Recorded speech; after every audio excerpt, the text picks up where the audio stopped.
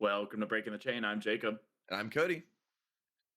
And we got like a little and a lot to talk about because there's not too much that's going on in Fab at the moment. We have the calling that happened last weekend that we'll talk a little bit about.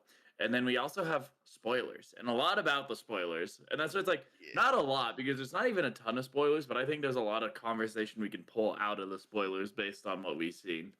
I mean, there actually are a ton of spoilers since we're basically 2 weeks behind covering them. We have a good amount to cover, and there's Okay. really interesting ones in here too. I'm really excited to talk about the Olympia ones, for example. But anywho, yeah. How was your week in Flesh and Blood? It was good. What did I do? I played Sage. I played Valda and Sage. I heard. I'm getting very rusty.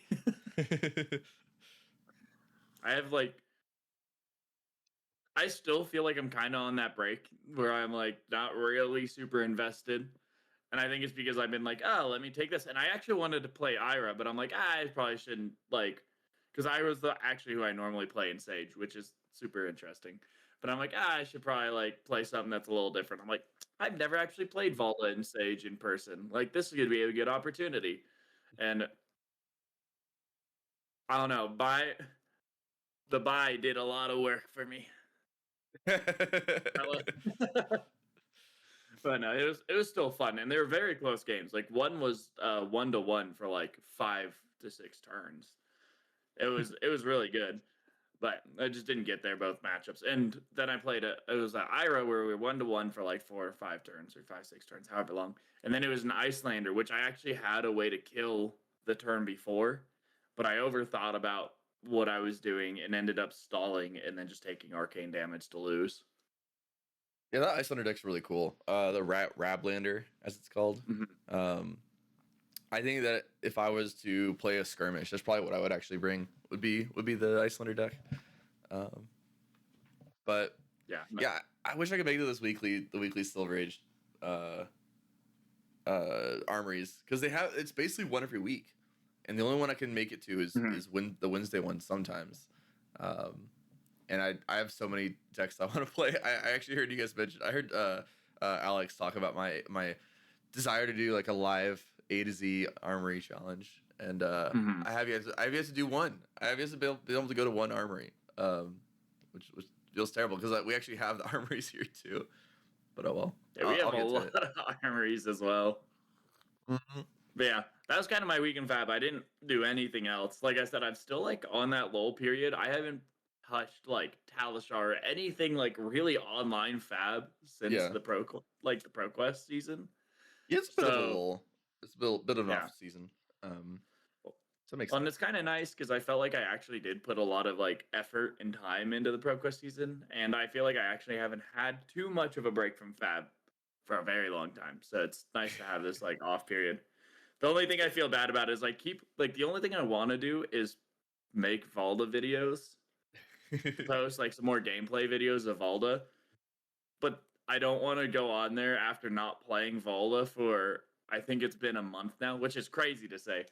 Yeah. But like not playing Valda for a month and go on and try and talk about like the grand strategies I have because I'd be rusty. Like I'd have to spend at least a day or two just warming back up and getting back in the right like mind space. It is interesting just how easy it is to almost like fall off the wagon, and when it comes to playing the deck.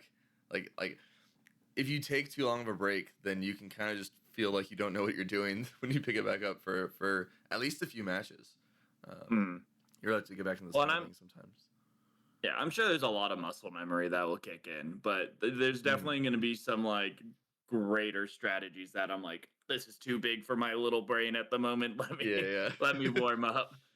Like I haven't played Dashback O in a while. I think if I were to pick her up again, I'd probably just do way too risky That seems like plays, a and yeah, tough deck to just pick back up. yes, that's not an easy one to take a break from. But yeah, anything else you want to talk about for your week in Flesh and Blood before I go into my unfortunate week in Riftbound? No, that was my week in Flesh and Blood. Yeah, so actually, I'll start with my week in Flesh and Blood first, which is that I have been trying to put together a Leviathan deck to prepare for the upcoming season, the upcoming Omens meta. Leviathan Yeah, for yeah. Omens? It was That doesn't make any sense. well, okay. So here's what I'm thinking, right?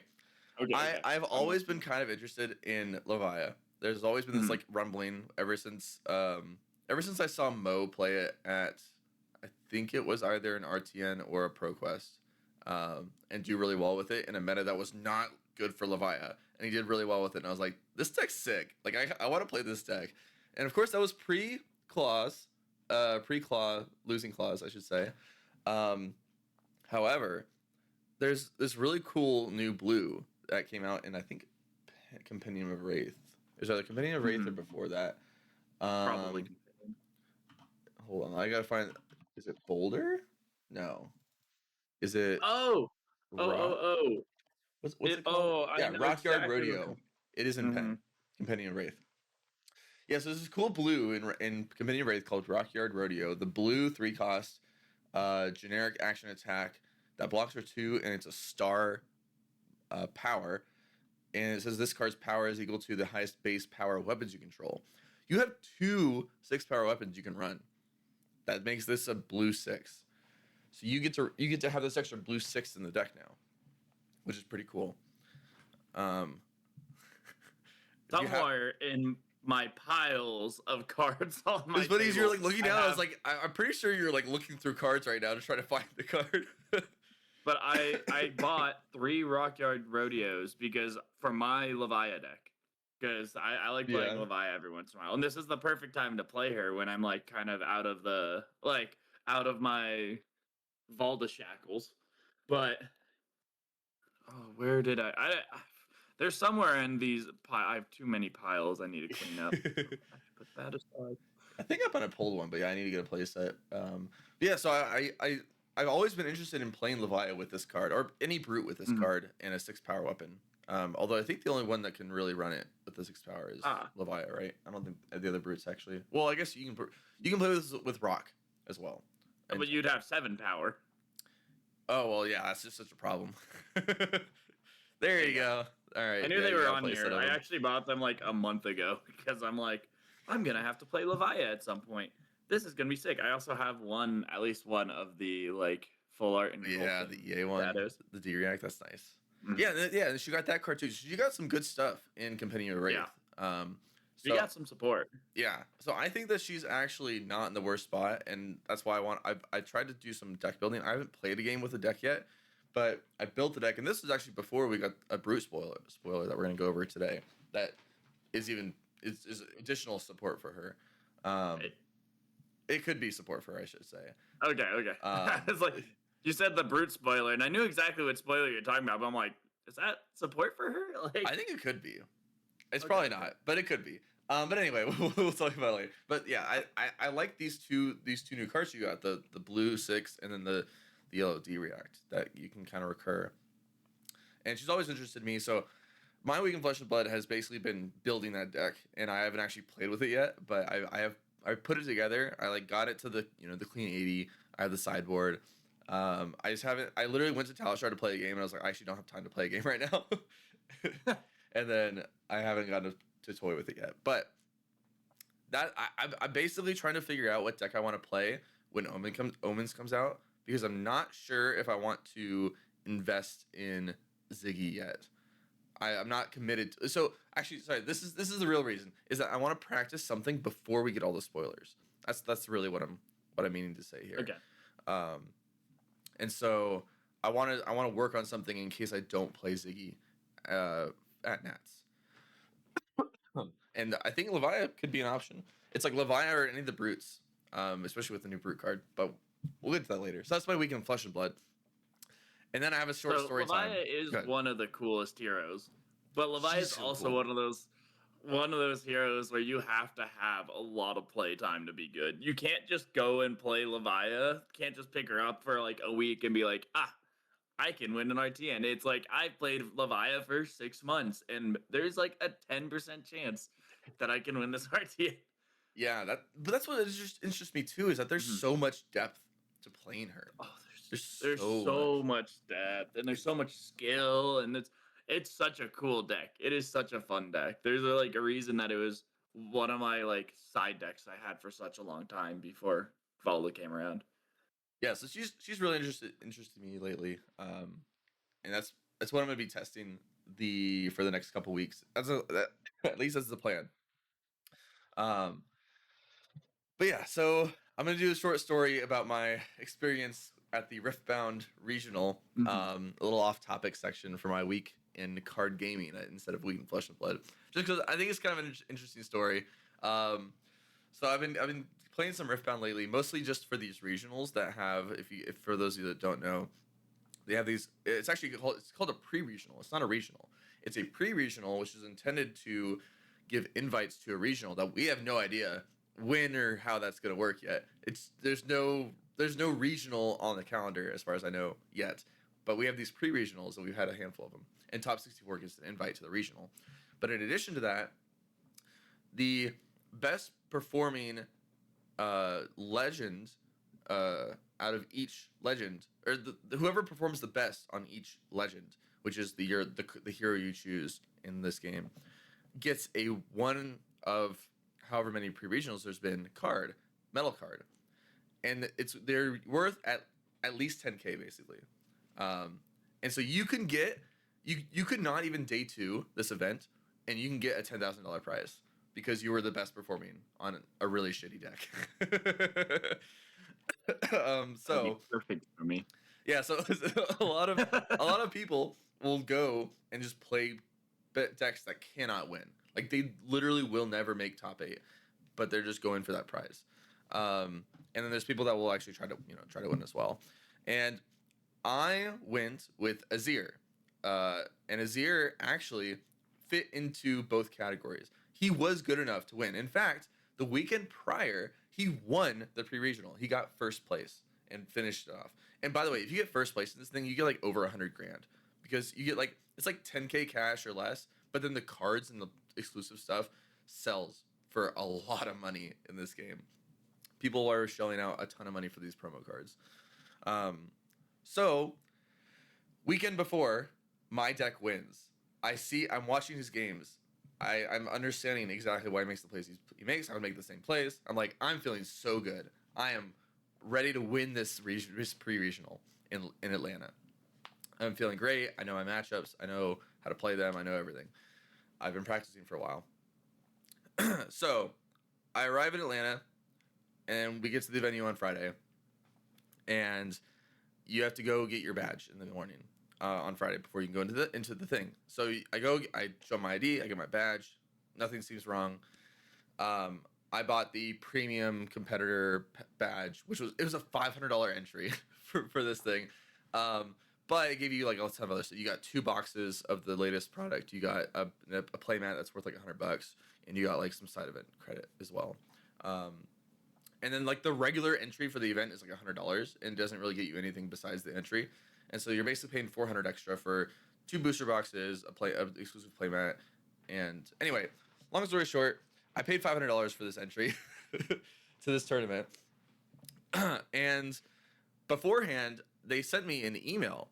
It was a voucher for $150 worth of side events, and I was like, oh, that's cool. I didn't realize I got that much side event credit. That's awesome. That makes this make much more sense for me to buy this premium pass now. I didn't think twice about it. So I go into the venue, and I see a local, and they point to my badge, and they're like, "Oh, you didn't get the competitor badge either. Competitor means you're in the main event." And I'm like, "What do you mean?" And he points to my badge. He's like, "You're premium admission, not premium competitor." I look at my badge, and it says premium admission, which means I'm not in the main event. Admission just gets you into the hall Oh to do side no. events. And I'm like, oh, this just must have been a mistake. I must have got the wrong badge or something. So I go and I try to check my email, and I look for the purchase receipt. Sure enough, it says premium admission, which is also $500.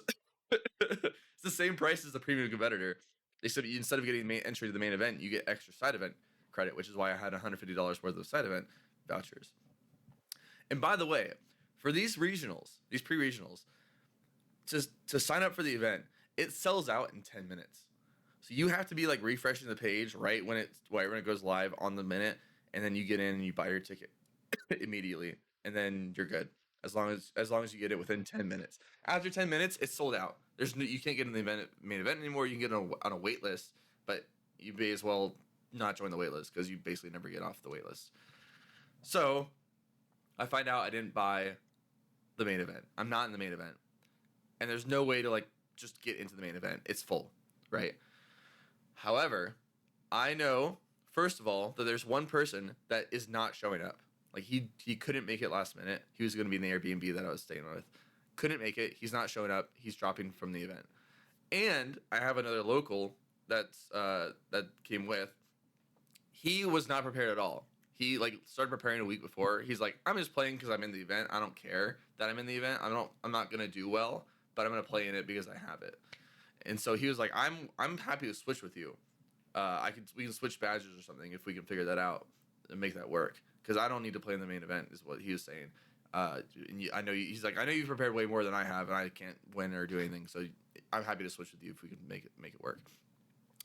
So I spent the next 2 hours asking multiple staff, asking someone who like works with Riot that I know personally, trying to see if like they have any pull to do anything. I'm like, is there any possible way I have people that I know that are dropping? I have somebody who's willing to swap badges with me, which by the way is not allowed. You can't. Your stuff is locked to your name. They don't allow swaps, and the reason is so that people don't scalp the tickets. They don't allow it. So you can't transfer your name. Like once you buy a ticket with that name, it's like that's supposed to be locked. I think there's like some weird niche cases where you can change the name, but outside of that, it's locked so that you can't change the name to someone else's name who buys the ticket off of you. And that's the reason for it, so that you can't resell them. So I'm like, hey, I have someone here with me. I understand that there's these rules, like yada yada. Is there any possible way we can get around it? Yada yada, stuff like that. And all of them said there's zero chance. It's completely locked. We couldn't even touch it if we wanted to. So after 2 hours, I finally give up, and I'm like, I'm not playing the main event. This sucks. I felt super bad. I spent so much time preparing for this tournament, and wasn't the main event. And instead, I was just going to do side events, which is not the worst at these events, at these pre-regionals, because they have, on the prize wall, they have these medal cards that are also worth like $1,000 plus, and they're like 40 prize tickets. And so you can basically grind for these medal cards and get these valuable medal cards. So that's what I did. I ended up doing side events. I actually did really well. There's the equivalent of a calling at a pro tour style event. It was a Saturday event that had 400 players, and I ended up getting 20th in it. And so I got basically an entire medal card out of that placement alone. And then I ended up walking away with 3 medal cards, which was really good. It's like $4,000 of prizing. So I think I did better. Unironically, I did better not being in the main event than I probably would have been had I been in the main event. Because by the way, if you go to the main event and you don't get top 64, you get nothing. You don't get any tickets per win. You don't get anything. If you don't get top 64, you spent 2 days and got nothing.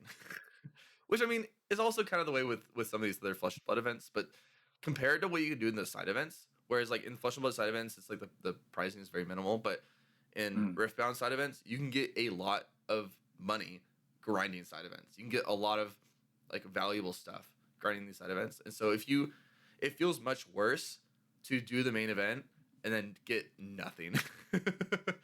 And so that can happen. So I think I honestly, it ended up working out better for me doing the side events, but it still sucks because there was a chance that I could have made top 8. I felt really good about my deck, about my play, about everything. But yeah, sorry to take up too much of the podcast with the Riftbound stuff.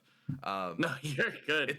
It's a shit show doing the tournaments for that game. I much prefer the Flesh and Blood organized play to Riftbounds, but yeah, it was an interesting little story of I could have swore I bought the competitive pass, and there were like at least 5 of the people I met that were like, yeah, I could have swore I clicked competitor, but then I got premium admission instead.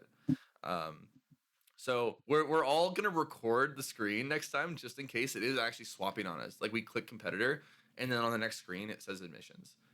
Like obviously it still says admissions when we put the purchase button, like finally check out and finalize. But I think there's a chance that it did actually just do like a swap on us, because there's so many of us that it happened to, like way too many of us that it happened to. But it's probably more likely that we're just very stupid. I can't read. I get that. But all right. Enough of Rift shit. Let's go to Flesh and Blood.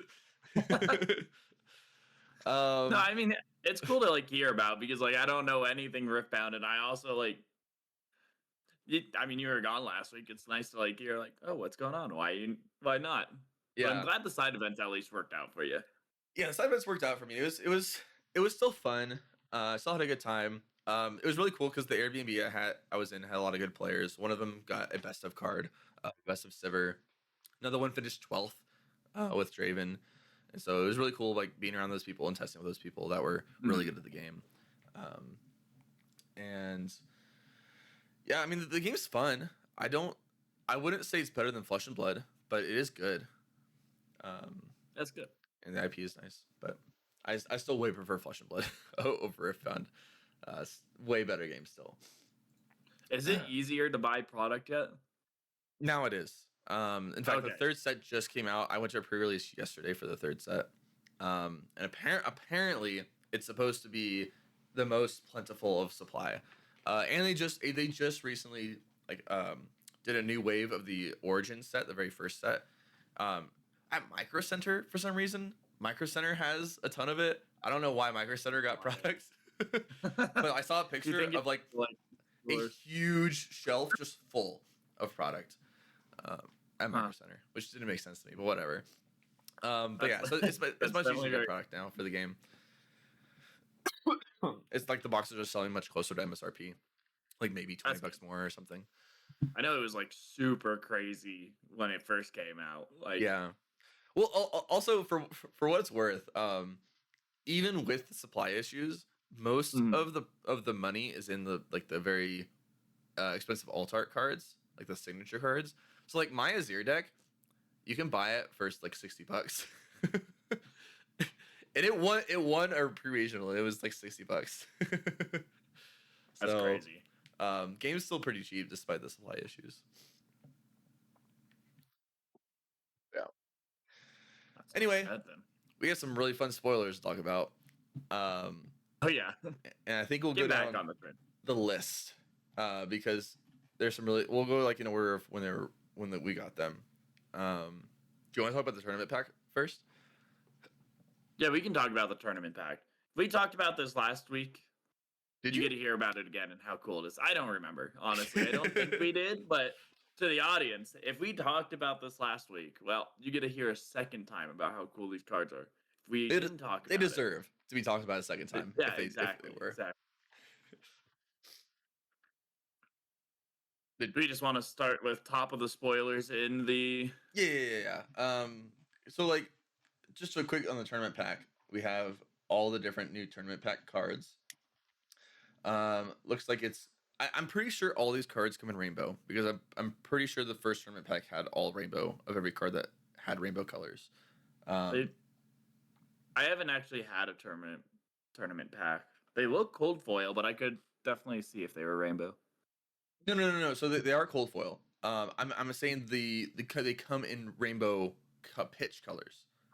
Oh, yeah, that would make the most sense. Yeah, especially with the. We could start with it like T-bone. Yeah, there's a blue T-bone, so there's most likely a red T-bone in there because and yellow, yeah.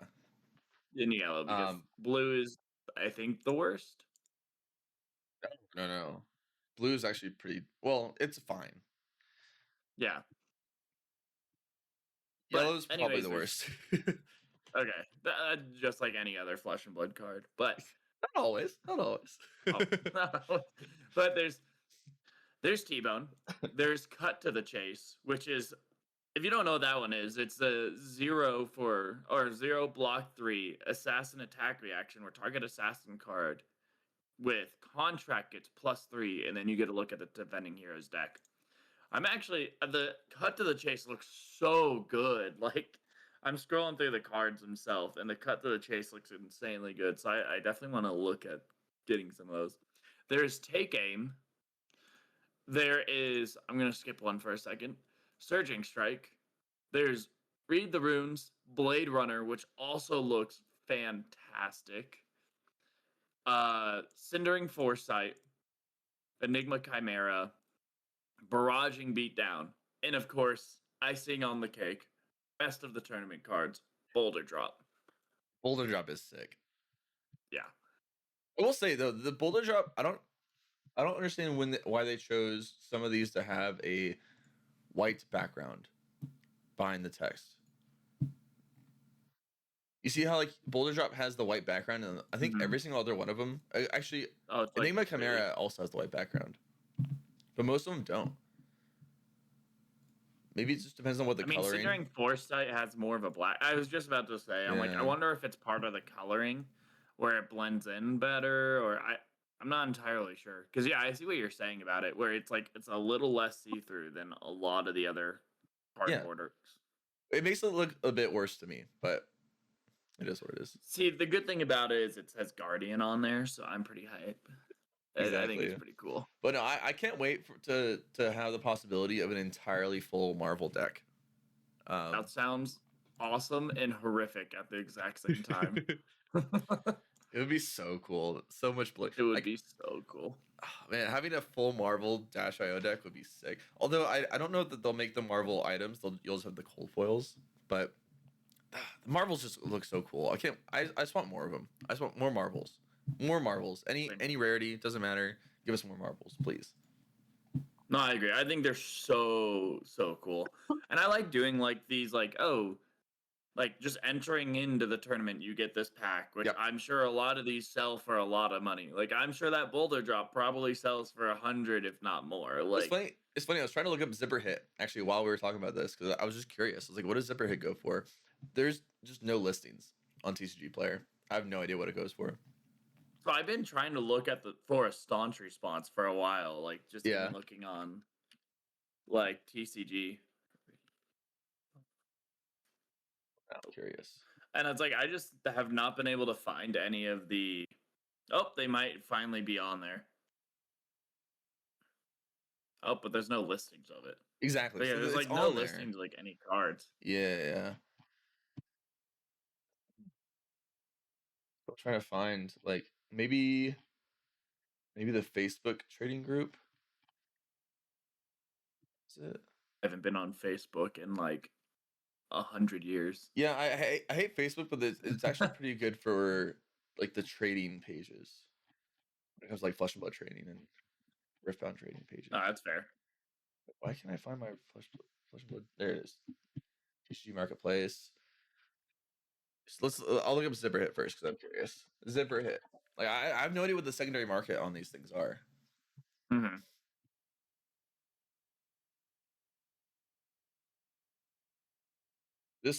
This person offered $111 for one red marble Zipper Hit.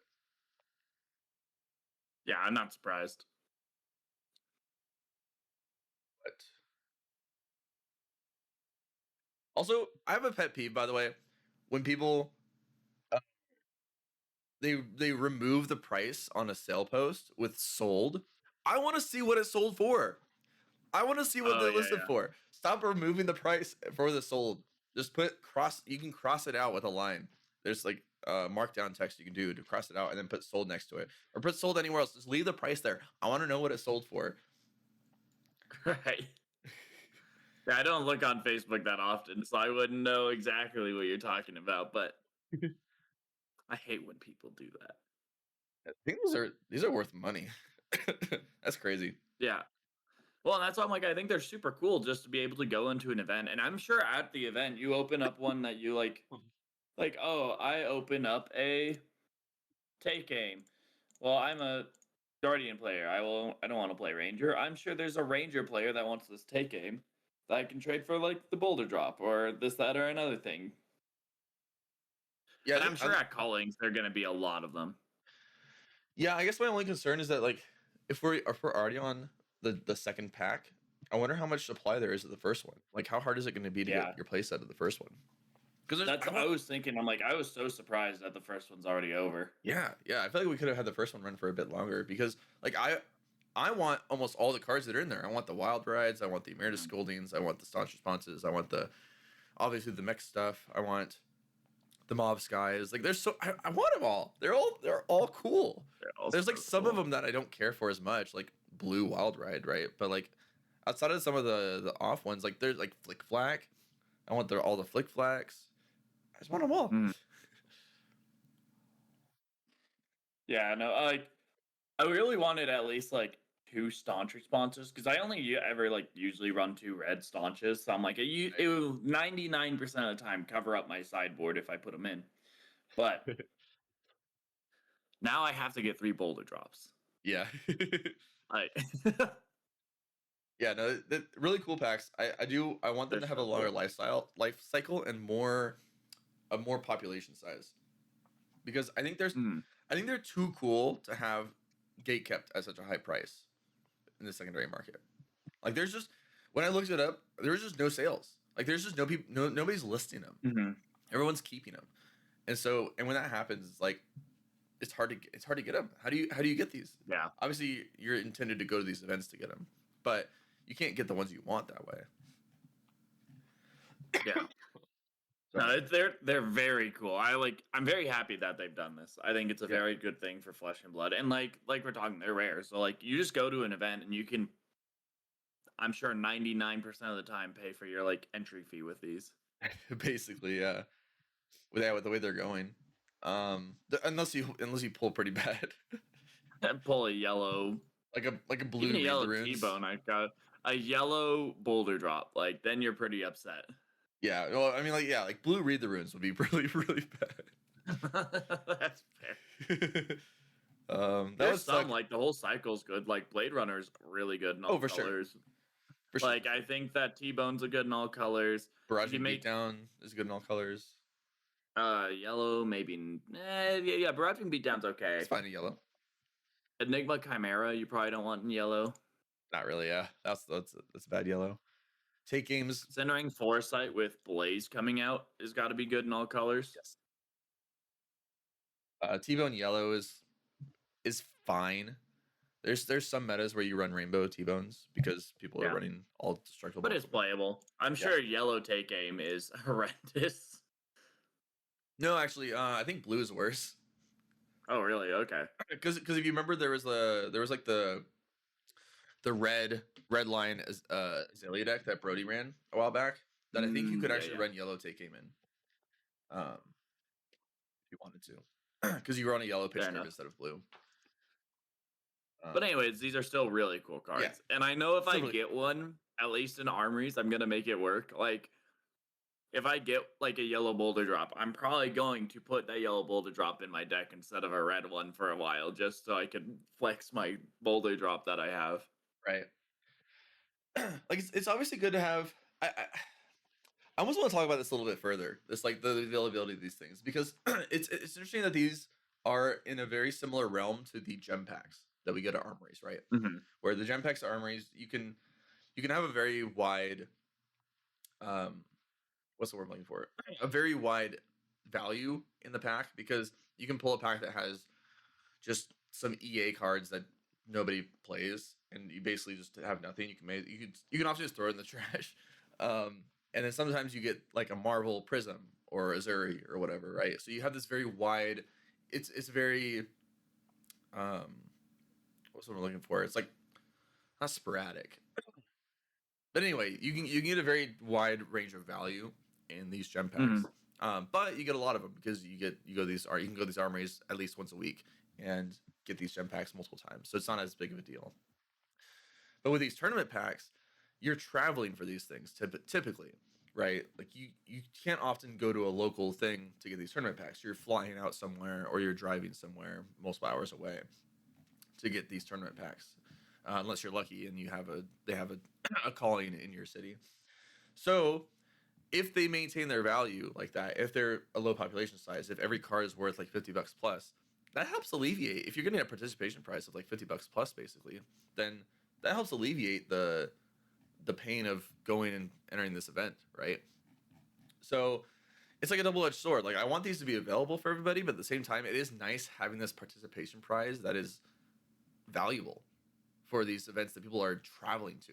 Because I do remember there was back when they did Battle Hardens, it was often not even worth going to these Battle Hardens. Like the lodging, the flight, whatever, your EV of playing the event was really low. Like you had to top eight.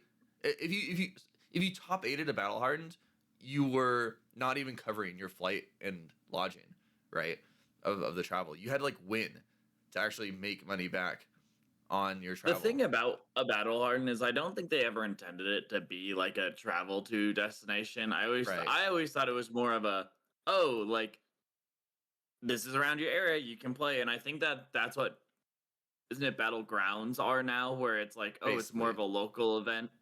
I Yeah. think that's what battle hardens were intended to be, and then it evolved into a much bigger thing. So they changed that to showdown, and like they like diverted it. It feels like, where they like made showdowns a little more, and then battlegrounds a little less, to try and like break battle hardens, like where they were kind of awkward middle ground. They broke them down into like, here's this actual lower local tournament, and then here's this more higher end tournament.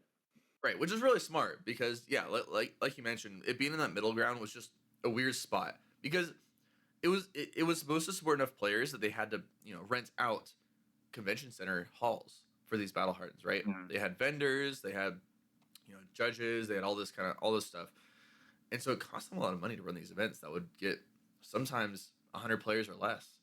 Um, so they couldn't have been making money off of these things.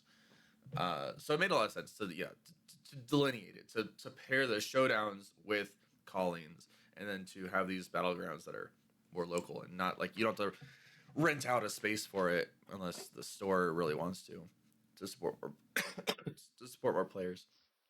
Um, but yeah, long story short, I think that it's a double edged sword that the rarity of these tournament packs is pretty high. It does make me want to travel more for these callings. Mhm. It does make me want to go to a calling just to get tournament packs, which is kind of wild to think. Like I want to go just to get tournament packs, but also Yeah. to try to win. But like the tournament pack is enough of a consolation prize by itself. I just think it's really cool to have like an extra incentive that I'm sure doesn't cost them much extra. Like, oh, okay, like even if each of these cards costs $1 to print, like, oh, Oh like yeah, that's not a lot, but people get excited for it. It's good for the game. It's something we can do really easily just to make for the community and make it even more exciting to go to a calling. Like I haven't been in a long time, but callings and even just events of Flesh and Blood are so cool. So it's like it's cool to see them like pumping more into that. So and even like this is goes down to battlegrounds and showdowns. Like it's super cool, and I think it's super cool that they're doing this, because this is like a small, simple, easy thing that makes everyone like happy. I do think that would be cool if they provided these to maybe like the top four of pro quests and RTNs or something too, Be cool because too. I think they just do gem packs still um, for those, I right? wonder. I wonder if they ever shift those over into like RTNs and ProQuest. Right. Yeah, because I think it'd be nicer to have like that more guaranteed floor. Well, I guess it's not that guaranteed. You can get some pretty bad hits in these tournament packs, but the floor is much higher in the polls of these tournament packs than they are in gem packs. So you like with some stores you can go Even to like a yellow boulder drop, I'm sure a yellow boulder drop Marvel, even though that's not a card you'd ever normally want to play, I'm sure would sell for a lot I mean, you because probably it's get at just a least Marvel 30 to boulder 40 drop. bucks, right? Yeah. Which is still, I mean, yeah, which is still something. I'm talking about more like blue read the roots is probably like 15. But that's still Mhm. better than a gem pack, right? And it probably costs LSS the same amount of money to print a gem pack versus a tournament pack, right? Yeah. So, um, I think it'd be cool if they push these as more premium pricing for these like more local events. Just get a little bit more of these in circulation. I think it'd be kind of nice. Not too many, because if you make too many, then the cards lose value, right? And obviously, it's not good to like treat a hobby as an investment and stuff like that. But I think it's Yeah. it's good to have these valuable for people that travel for these callings, right? Like you want to have this participation prize that feels like you got something if you win, right? Yeah, and I mean, like, I don't treat Flesh and Blood as an investment, but it Right, does right. feel good to have some valuable cards. Like to look at my Valda deck and go like, look at all these marvels. Like I know they're valuable. This is Right. it's cool. It's like nice to know like, oh, I have valuable cards in the game and all that. Yeah, Like I yeah, think it's a good thing. yeah, and obviously these are just alt arts, so it's not like it's gatekeeping playing and at all. It's Yeah. just Oh, yeah, and you can get all these cards for cents, yeah, except for yeah, maybe Boulder pennies. Drop because it still hasn't come out in the main set, but it's a lot less now. Yeah, Boulder Drop's the exception there, isn't it?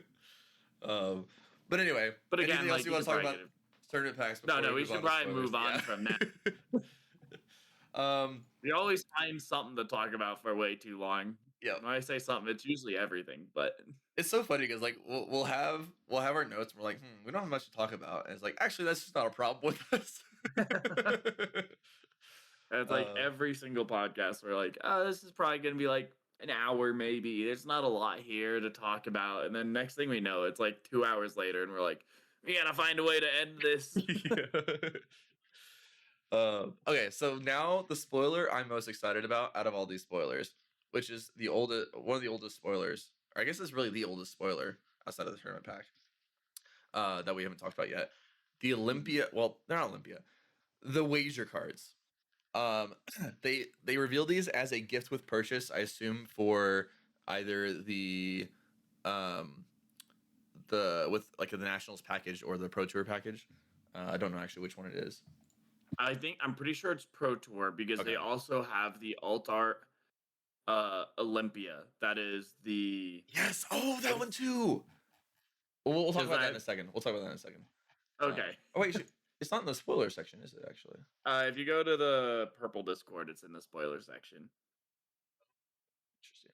I don't know why this Spoiler one doesn't local have one. it. Yeah. I didn't even know there was a spoiler. I mean, it makes sense there's a spoiler section in the purple Discord. Where is that at? Why can't I find it? It's not called spoilers. It's official card reveals. It's Oh, under that's probably preview why. season. If you go, There it is.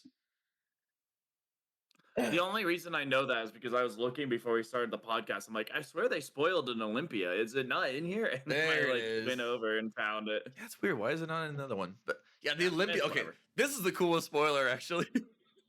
Yeah, they have a new Marvel Olympia. Is this a door prize or a package prize or I'm what is it? sure it's something like the Rhinar where you have to like purchase it. I don't actually know. I did not watch a lot of the calling where a lot of this was spoiled. Yeah, so it might be like this might be what you get for playing in the Pro Tour. Because sometimes they do that too, right? You get like a That's hero, true. an alternate hero for playing in a Pro Tour. So if that's the case, then I want yours if you're willing to get rid of it. Because this Olympia looks sick. If you guys haven't seen it, look It's it up. actually a super cool So alt art. cool. It's like he's like a gentleman, like he's in like a what would you call this gear? This set like this outfit. It's like a Oh very no, like dressy outfit. Anyway, it's like a tuxedo vest, yes, and that's what. and he still has that like I don't know if it's like a red jacket that he's putting over his shoulder like a like cape It in looks a like a way, cape. like it. Yeah.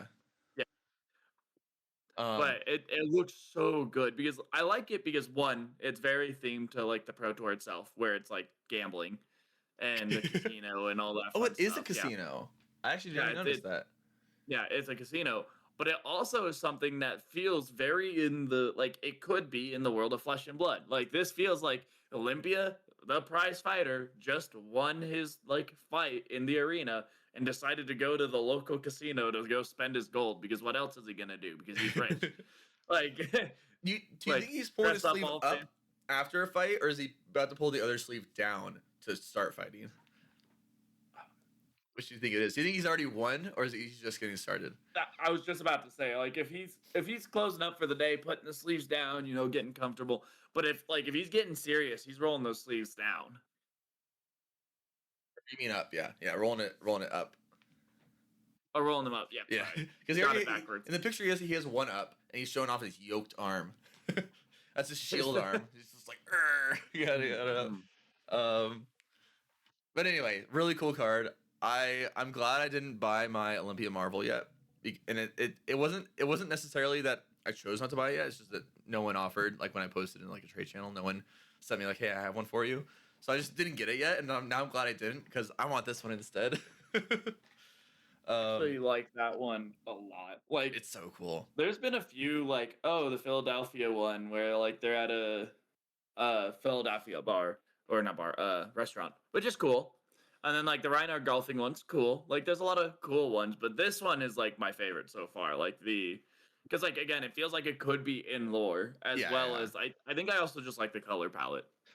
Yeah, the color palette's really nice. I do think that my favorite is like the pool party ones. Those are pretty cool in some of them. Um, and then I think a lot of people's least favorite is actually the Philadelphia diner one. Diner, that's what I meant to um, say. Yeah. but yeah, this one's really cool. I like this a lot.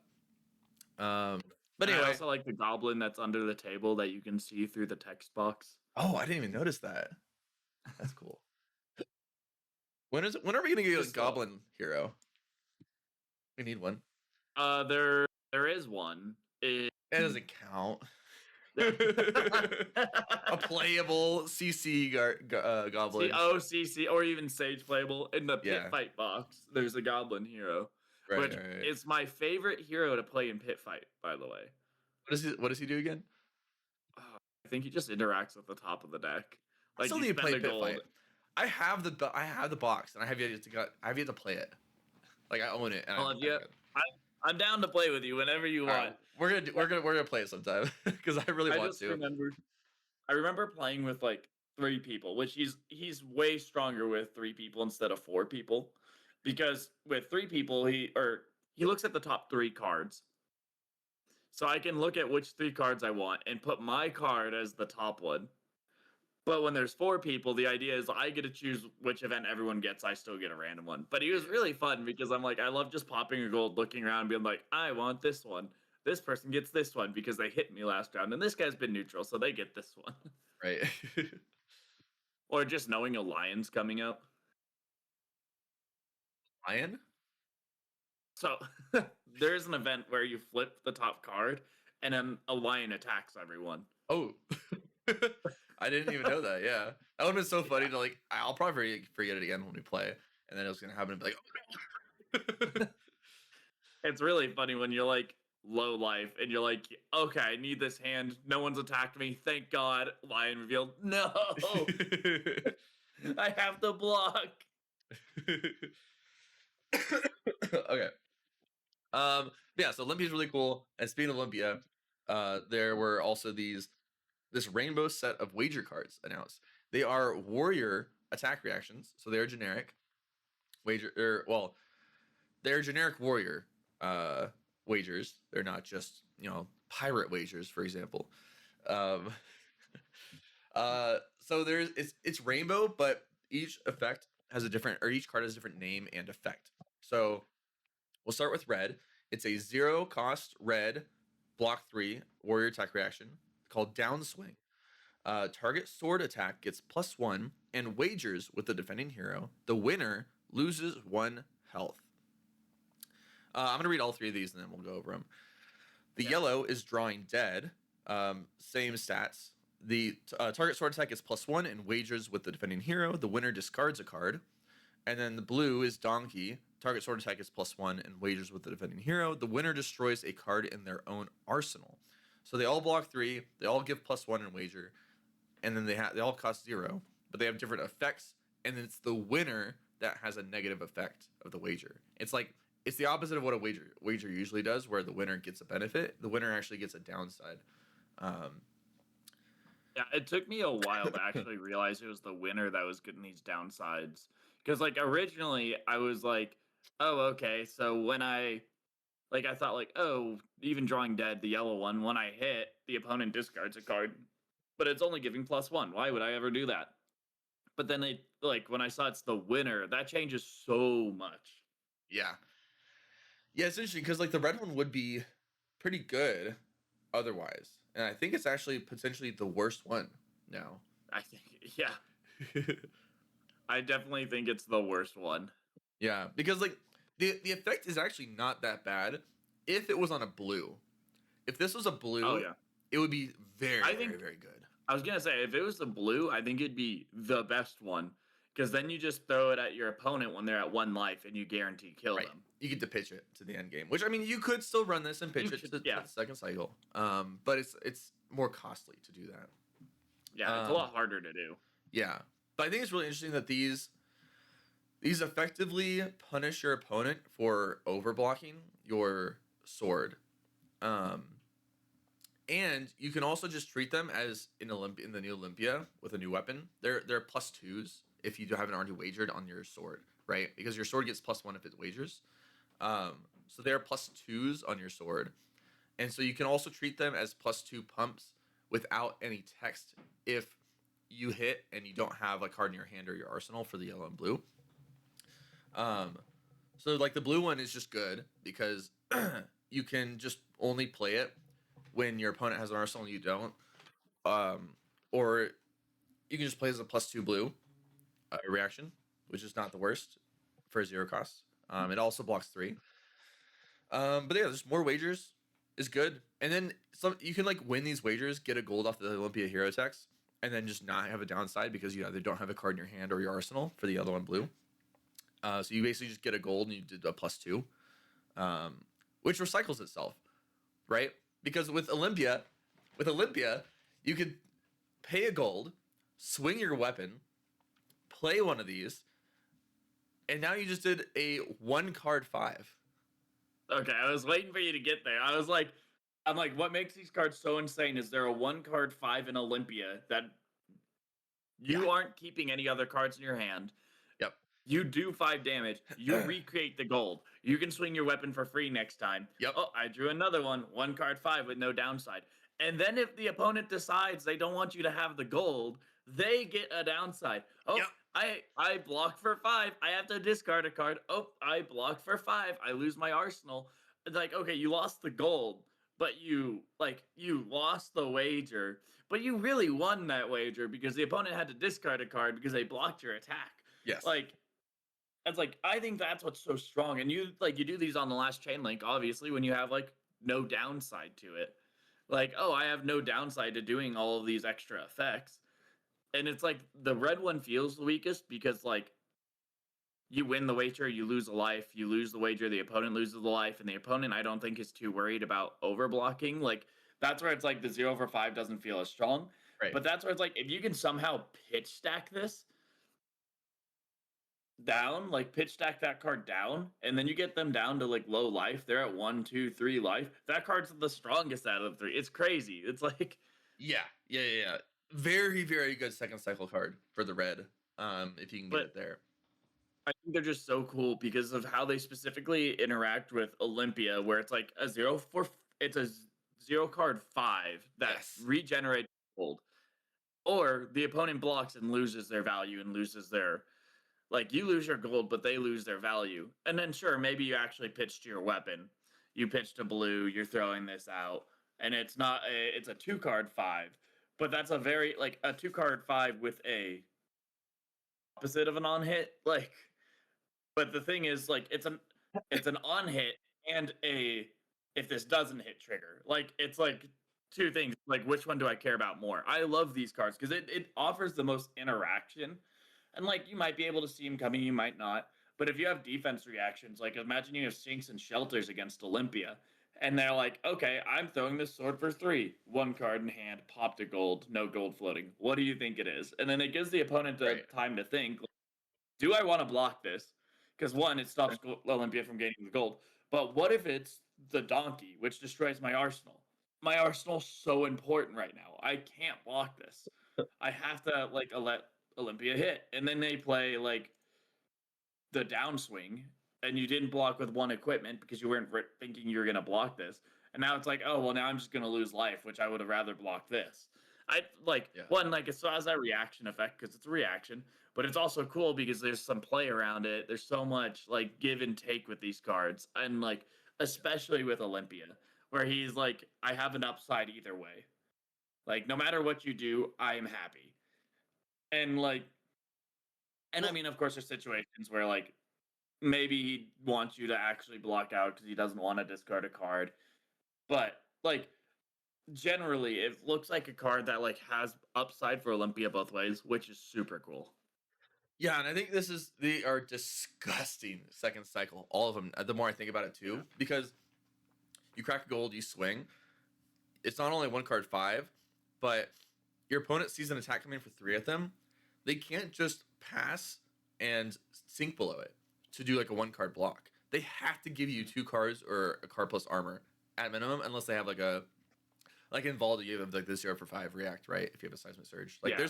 there's some exceptions, but for the most part, they have to give 2 cards every time at the end game for your weapon swing. And even if they do, they could lose a 3rd card, whether it's in their arsenal or their hand. Yeah. So yeah, so it's pretty crazy how strong these are in second cycle. So yeah, very strong, super good wager cards for Olympia. Olympia is going to be tier 1. Yeah. I'm so excited for that deck. I'm so excited for it. Oh, so cool. All right, let's Did move you get on. the full equipment suite? Yeah. The Marvel? No. Oh man, it sucks too. You're missing like one piece, I'm right? not. I'm missing 2 now. So I bought the I think it was the arms or the chest. I Mm-hmm. can't remember which one it was. Off of someone off of the purple Discord, and UPS lost it in shipping, and so they refunded me. But once like I looked back at like to look and try to buy it again, it's like double. It's like $80 now. Like I bought it for 40, and now it's like 80. It's like no. So I told him I told him I was like I hope it just shows up at my house and then I'll split the difference with you. I'll give you like 60 if it shows up to my house or something. But yeah, it was so sad that it got lost in shipping. Um, but so I only have 2. I still only have Dang. these 2. There it is. Yeah, I have the helmet and the arms. Oh, I also got my other thing in the mail, which I think you'll find pretty cool. Let me uncover this so you can see it better. Oh, it's the Yeah, Marvel the Jomai. Marvel Young Dromai. Had to get that one for That's whenever she ends up being good in Silver Age. yeah. Well, I remember we were talking at one point. You're like, "I'll just buy her when she's good." I'm like, "That's when she'll get expensive." Like, you Yeah. know, I gotta you're buy her gonna 4 play then. her. I'm like, you gotta buy. I'm like, you know, you want it now, and you know Yeah. you want to play it when she does become good. I'm like, you should buy it now because you're gonna get it when Dromai gets good in Sage. I will play Dromai when she's playable in Yeah. Sage. It will happen. That's why I'm like, and I assumed you were gonna get the Marvel Young Dromai, so I'm like, you should probably get this now instead of waiting until she's $60 instead of like 20 Yeah, or whatever she is. you were smart for that one. Yeah. All right, let's move on with Just trying to spoilers. help you out there. Yeah. All right, so the next one is Boots of Ominous Ward. It is a generic equipment legs. It blocks 1 with temper. And it says if you've been dealt arcane damage this turn, this gets +1 block. Instant, tap your hero, destroy this, prevent the next 1 damage that would be dealt to you this turn. Pretty good. Actually, really, really good. Boots. Just they're generic too. Go. Who wants to run them? Everybody. Okay. Here's something that's very important about these boots. Mm-hmm. It says prevent the next 1 damage, not arcane damage. Do you know where that's relevant?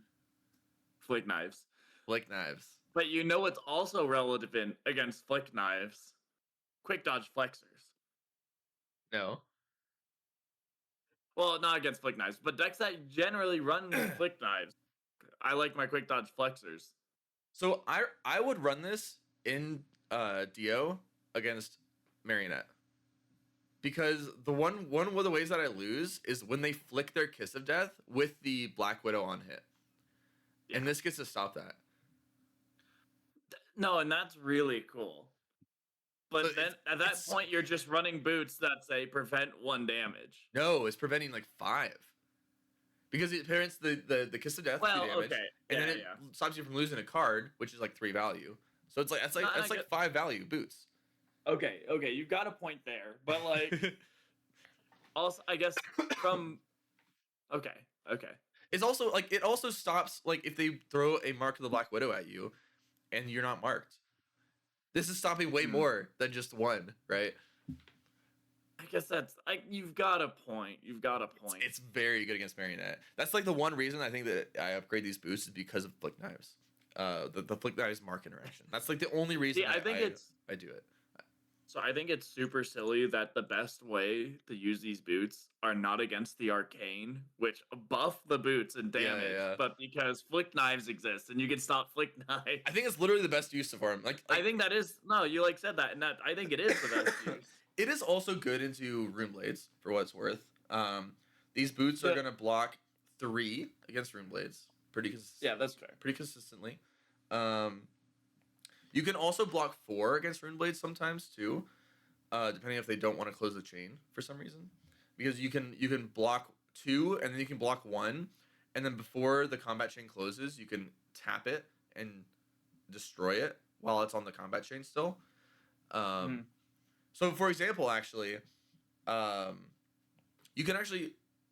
Oh no, you can always block 4. Hold on.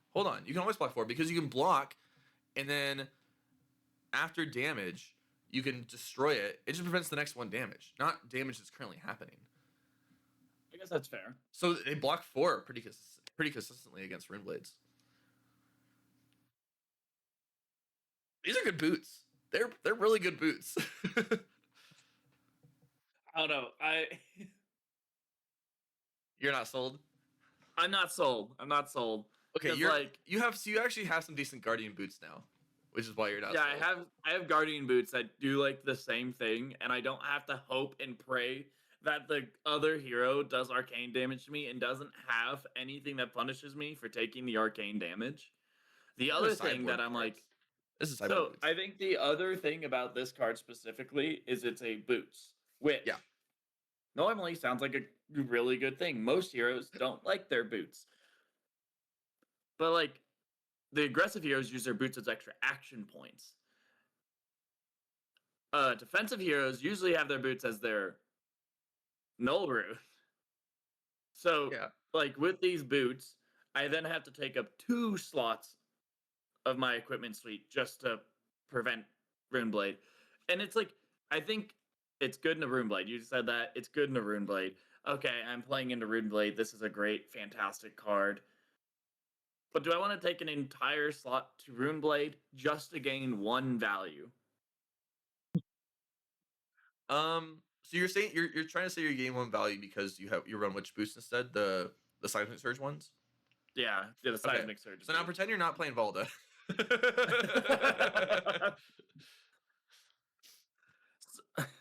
But I guess you got a point there. But like, I don't know. Like Victor would love these boots. Victor doesn't really do as a lot of seismic generation, but Victor's about to leave. Like maybe Okay. Betsy likes these boots. Now what about Jarl? Okay, actually, y'all Because might like these boots a lot. quick dodge is good, and it's gonna be hard to replace quick dodge into a lot of heroes that quick dodge gets good value into. But quick dodge is often getting you what 3 value because you have to pay. You have to block. You're basically blocking with the card that Yeah. you pitch. So it's like turning to 3 value for your boots. See, the thing about quick dodge is it also like you pitch your blues that don't block. Like if you have a gem, or if you have just a Sure. generic blue, like if you have Blizzard and Jarl, or if you even have a 2 block like Winter's by, like a lot of those will pitch, and then you gain 4 block out of your boots on a wide turn. The problem the problem I'm having with these boots is I think they're good. I think if they're like a legendary you pull, like that's great. You get to put it in your deck. But it's like quick dodge is more generically good. It's not good into marionette, and Aurora exclusively. It's not Yeah. 2 heroes in the game it's good into. While quick dodge, I can play it into any deck that goes wide, any deck that plays reactions. Yeah. And it's good. This is good into 2 heroes. And not only that, I have to actually take more sideboard space out of my deck just to run these boots. And now I have to run, if I want to run these, and sure, if Aurora is really good, you're going to run these because this is really good into Aurora. But like, if I have to run these, like, now I have 3, maybe 4 different boots that I have 4 different boots I need to run into Guardian Got them just to shoes. because I have Null Rune, I have the Seismic ones for generic matchups, I have Quick Dodge for wide matchups, and then now you put this in for Aurora. Like Yeah. I mean, 4 of my sideboard slots are going to this. It's like, is this really relevant? And like you can say this for this is what I'm like. I find it hard because this feels like it's relevant if Aurora is best deck. If Aurora's best deck, these boots are really good. I mean, it's If also good Aurora's into Syndra, right? Some ninjas that pump by +1 and get a lot of value for that plus 1 pump.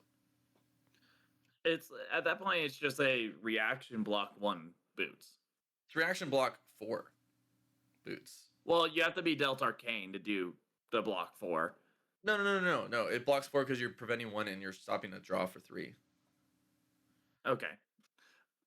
But like There's other situations. Like I think that you have to think about some other spots where they're actually very playable, right? I Like think they're good. They're playable. They're very playable in a ninja. Obviously, you want quick dodge in a ninja all the time, but this is a way to block 4 without spending a card from your hand. Compared to the quick dodge flexors, and the quick dodge flexors you kind of have to pre-commit, right? Whereas this one is like I guess on the spot. yeah. And I think there's gonna be a lot more situations because this is prevent 1 damage and not 1 arcane damage. There's gonna be a lot more situations where this is much more relevant than you think. I do think the prevent 1 damage says a lot. Like again, I think Marionette with the flick knives, just having this is really strong. I think that's like its strongest case scenario. Is I get to prevent your flick 1 turn, which obviously you needed or wanted to do something really big or wide or strong.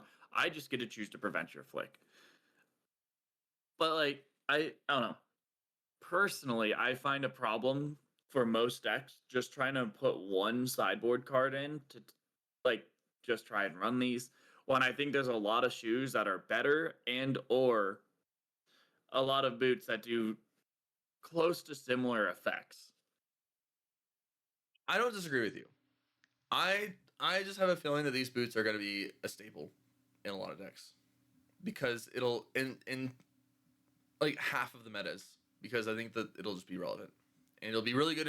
Be really good in the Rune Blades, and then it'll also just be relevant to a lot of the matchups. It'll just happen to be relevant. Yeah. So yeah, that's my We'll take. see. We'll see. Yeah, we'll see. I'm salty just a little bit because 1, I don't want to run 4 pairs of boots just to try and combat the meta. And 2, like I mean, you could just run these boots and then lose out on 2 value in some other matchups. It's not the end of the world to do that. see, the other thing is I just wanted it to say Arcane Barrier. Yeah, I just want a good that's not Arcane gonna Barrier piece. happen. That's never gonna happen. Null Rune 1 is the only Arcane Barrier I will ever receive. Yep. No But AB2 for Guardians. Ever. Not like, or just some like effect that also prevents does something as well as prevent Arcane. The effect you're gonna get is flavor text on Null Rune boots. But no, I was like, I like as much like salt as I have for this card. I think it's an okay and good card. Like, if you don't have quick dodge flexors and you like want to run these, I think they're a good card. Like they block 2 generically, they're good. If you like, and they're good into like Marionette, like you said, and there's like a bunch of other situations you could definitely use them. They are a block 2 boot. They're battle worn 2 boots, but with extra effects. Like you can look at it like that. At its minimum, it's battle worn 2, or not battle worn. Sorry, Tempered, blade break yeah. 2. Or Blade Break 2. Yeah. Yeah, minimum it's a blade break 2. I guess at minimum it's prevent 1, but at that point, like I think the prevention means more than the blade break 2. That's still very good. And I think if you're a player that pulls these cards or pulls this card as your first legendary, that's a sick first legendary. I'll give you that. You keep saying it like that, but like, okay, how bad is it to have generically blocking 2 boots into everything except for like the single action point decks, and it also just gets 4+ value in other matchups? Yeah, The floor is like basically 2 It's basically a floor of block 2 boots. It is a floor of 2. It's everything besides You know Guardian. what it? You know what it should really say? Arcanite boots of ominous ward. I don't think they're allowed to print more Arcanite anymore. I think they designed themselves into a corner with the Arcanite stuff. It gets way I too good don't. if you print a third Arcanite piece. A Guardwell 3 Spell Void 3 is not that strong. Yeah, surely. They have a shadow piece that's prevent or block 6. Yeah. See, and Yeah, the other with the thing is downside. you have to run the Arcanite set to do that. Like, you're losing value. Like, Yeah, not yeah. running Tectonic I don't think you're losing Plating. any value if you I'm have 3 of them. But anyway, let's move on. We have a lot anyways, of other spoilers. that's fair. That one was one of like 3 that I have a lot of stuff to talk about. Yeah. Okay. Feel free to just read out some of the next ones since I've read out Okay. a lot of them. The next one is Static Shelter. It's a yellow, 0 cost, 3 block lightning defense reaction that says, when this defends, you may pay 1. If you do, create a lightning flow token. Very strong. I think this says a lot. Because I think this is saying that lightning flow's not going to be as easy to get as you would want. Because a defense reaction and you have to pay to create one, and it's a majestic. Yeah. I think that says a lot about how easy it is to create lightning flow tokens.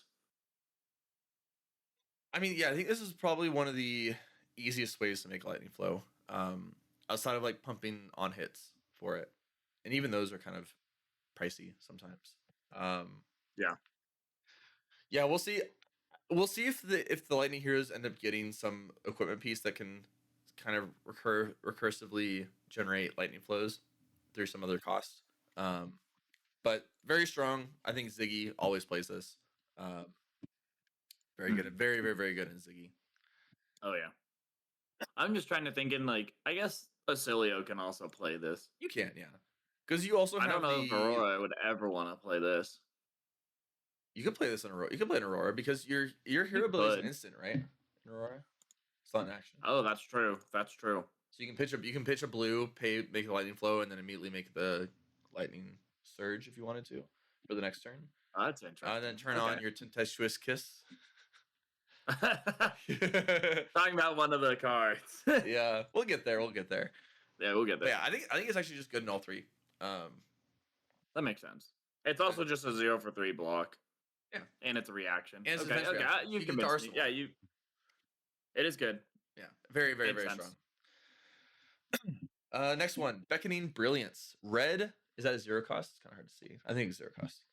I think it is. I'm sure I can find sure this on the Fab spoilers too, just to double check while you're reading it out. Red 0 cost, 4 power, 2 block, lightning action attack at rare. When this attacks, the next instant card you play this chain link costs 1 less to play. Very good. Very good card. Mm-hmm. Yeah. That's just going to be a staple. It is a 0 cost. Yeah, it's just going to be a staple in at least Aurora, if not also Acilio and Ziggy.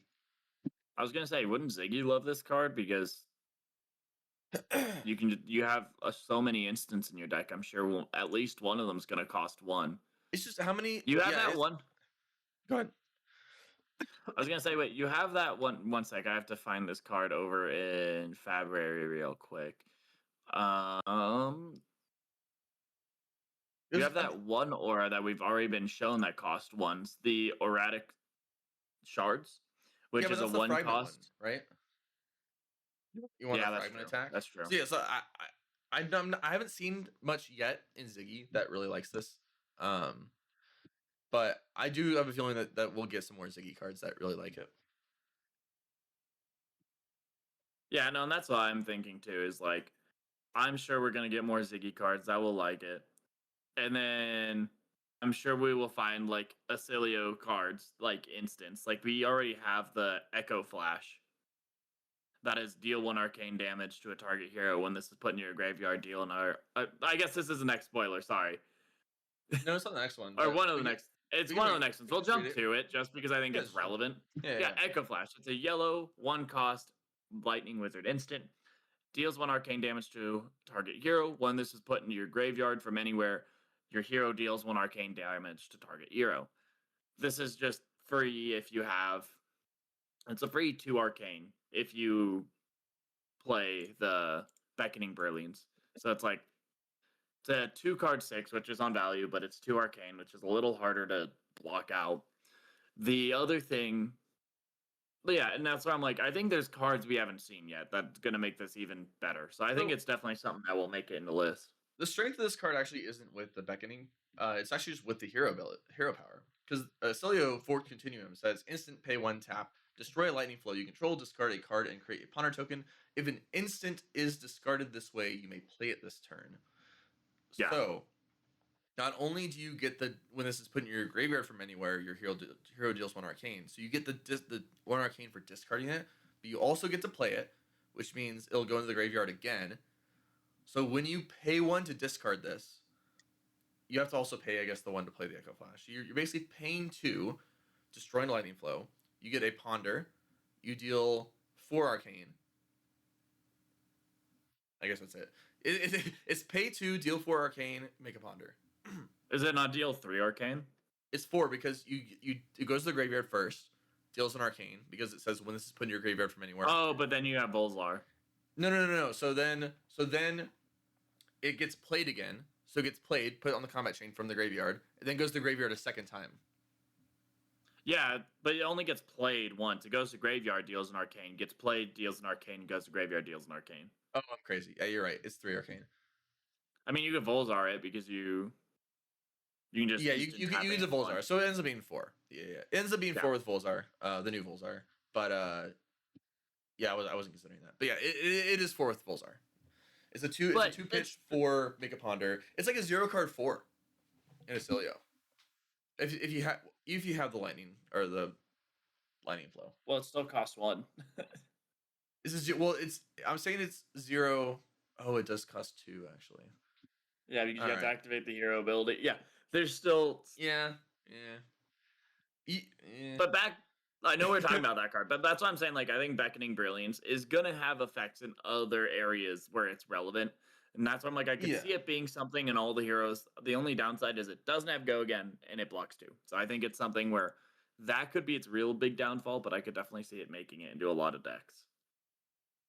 Yeah, I agree. I think it'll definitely have some play. We'll see how well it plays.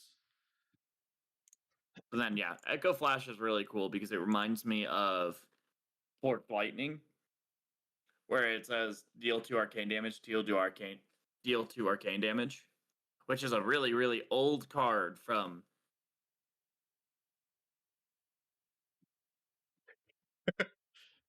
Yeah, what's Arcane Rising.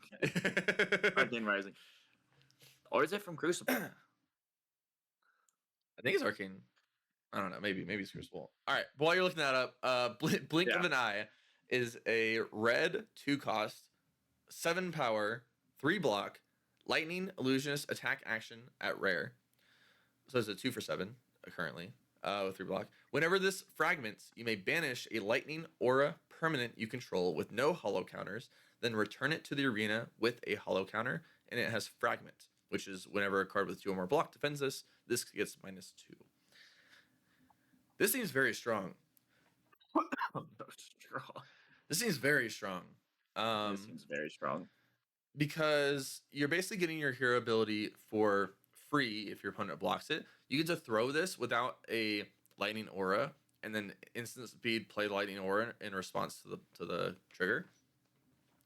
I mean, I think it's really strong. Like, even looking at it with like erratic shards, like you play this, someone defends, fragment trigger on stack, you play erratic shards. So this is a 2 for 5. Erratic shards makes it a 6 for like it makes it 6 power, then it banishes erratic shards, puts it back in, makes it a 10. Even though it's been fragmented, you make it 10 power. You mean Auric Shards? Auric Shards, yeah. I am illiterate. I play card games. But yeah, it's like in the reaction step, because you shatter this, even with the common one we've seen, it's a 10 power. Then it gets you block. So it'll give +5, so it's a 3 card 10. Well, 3 card 11 because it has ward 1. 3 card 11, your opponent has to block with the card. okay, right? Well, I mean, that's just a common that's in the deck. True, true, true. Off of a common, you get a 3-card 11.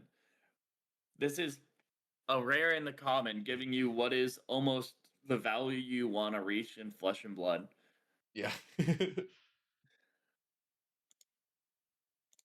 And it's in reaction step too. You think you've blocked this out, and then all of a sudden it's actually 10 damage and preventing 1 the next turn. It's true. It's also that combo exists in Silver Age, which is pretty cool. Yeah. And you can also, with the weapon, say you have a full grip, then you pitch to the weapon for 2 arcane. Yeah. All right. Although that doesn't give you a lot of value, it's just a lot of interaction based around this card off of the few cards we've seen. I'm gonna speed run through the rest of these because I think I think I need to go kind of soonish. But speaking of good good auras, Flicker Reality, a blue 0 cost lightning illusionist instant aura. When this leaves the arena, you may banish another lightning aura permanent you control with no hollow counters, then return it to the arena with a hollow counter, and it has ward 1. Good card. This seems strong. Yeah. I was thinking about it. I'm very happy it says another lightning aura permanent. Why? Because like if you could trigger this, because when this leaves the arena, if it's how I think it is, kind of like how like Prison's auras trigger, is when this leaves, it could trigger itself, bringing itself back into the arena. If it didn't say another aura.